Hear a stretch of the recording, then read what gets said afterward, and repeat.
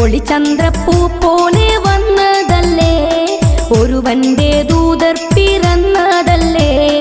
മക്കത്തെ മുഖ്യ ഖുറൈശി വീട്ടിൽ മഹ്മൂദ് ത്വാഹ ജനിച്ചതല്ലേ.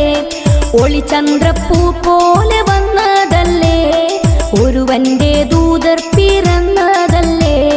മക്കത്തെ മുഖ്യ ഖുറൈശി വീട്ടിൽ മഹ്മൂദ് ത്വാഹ ജനിച്ചതല്ലേ.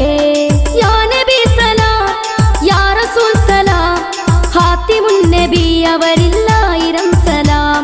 യാ നബി സലാം, യാ റസൂൽ സലാം, ഹാത്തിമുൻ നബി അവരില്ലായിരം സലാം.